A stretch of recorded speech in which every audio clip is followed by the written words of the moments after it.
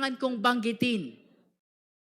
We recognize that there are petitions now pending before the Honorable Supreme Court intended to stop these proceedings. Yes, there are petitions in the Honorable Supreme Court. One, filed by a group led by the lawyer of Pastor Kibuloy. Ang nagsasabing siya raw ang appointed son of God. Kung kaya nitong pigilan ang lindol, kaya rin ba nitong pigilan ang mandato ng konstitusyon? The second one, filed by the Vice President herself, as usual, represented by several lawyers, lampas 10 abogado.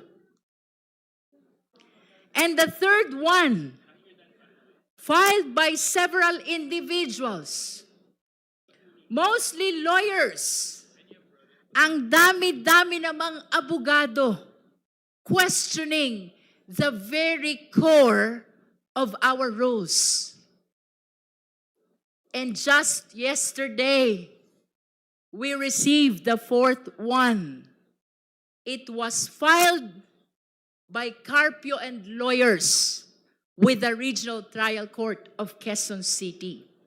Esteemed colleagues, beloved countrymen, total of 4 petitions na ang layon ay patigilin ang pagdinig na ito.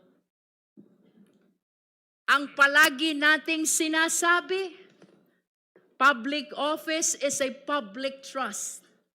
Indeed, easier said than done. Ngunit, sa pagkahaba-haba ng mga ito, ng 4 na petitions na ito, let me tell you, wala ni isa na sumagot sa mga importanteng akusasyon laban sa Vice-Presidente. Puro technicalities lamang ang tinalakay. Ang taong bayan ay naghahanap ng sagot, hindi ng papel. Simple lang naman ang mga akusasyon. Halimbawa, nagwaldas daw ng pera ng taong bayan at may tagong yaman daw ang Vice-Presidente. Sinagot ba yan ng mga petisyon? Hindi. Puro technicalities lang. Sinasabi din nila, may 1-year bar. Sinasabi din nila, ang nag-refer daw ng impeachment na ito ay ang speaker lamang, hindi ang buong kamara. Napakasimple ng sagot. Yung 1-year bar, paulit-ulit na ito, tandaan natin na lumipas na ang 1 taon at saka lamang muling nagkaroon ng impeachment process na ito. At tungkol sa referral, tandaan din natin na ang speaker ay hindi kumikilos ng mag-isa. Siya ay kumikilos bilang kinatawan ng buong kamara ayon sa ating mga patakaran.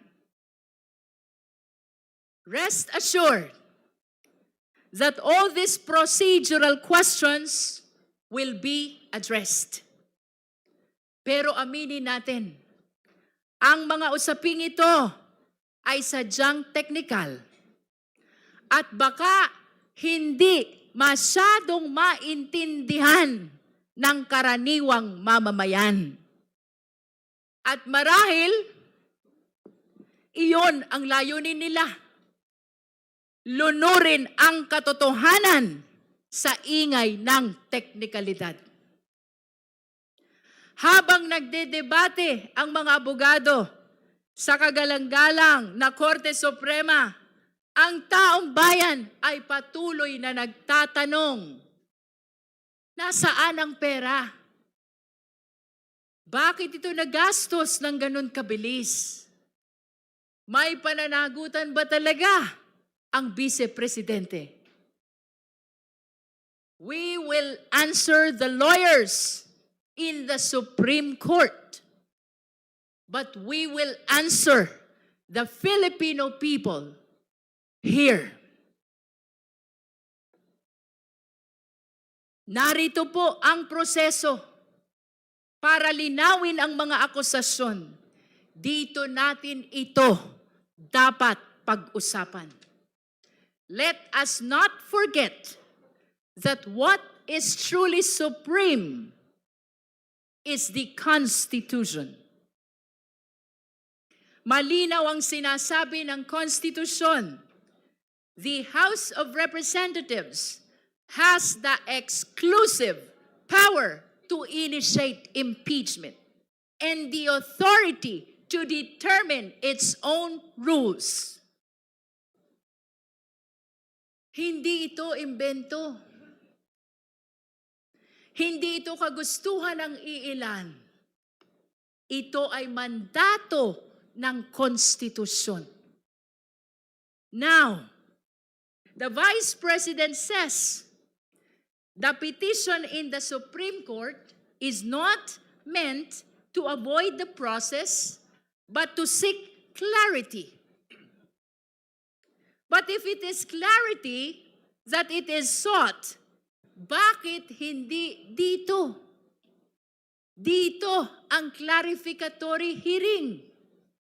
Dito dapat magpaliwanag. Kung handang humarap, dapat dito humarap. Matagal na nating naririnig. Handa raw. Handa saan? Sa press statement? Sa social media? Pero pagdating dito sa prosesong may saysay, nawawala. Hindi sapat ang sabihing handa. Kailangan magpakita. Kailangan sumagot. Kung walang kasalanan, simple lang. Magpakita, sumagot, hindi sa labas, kundi dito. In closing, let me stress, this process is not about personalities. It is about accountability. It is about responsibility. Ito ay paninindigan para sa katotohanan. Impeachment is the people's constitutional mechanism to hold public officials accountable. Tandaan natin, ito ay pagtukoy lamang kung may probable cause o wala. At bahagi ng prosesong ito ang pagdinig natin ngayon. Isang pagkakataon upang linawin ang mahahalagang issue sa kasong ito. Inaasahan natin ngayon ang pagpapaliwanag ng mga ebidensya mula sa COA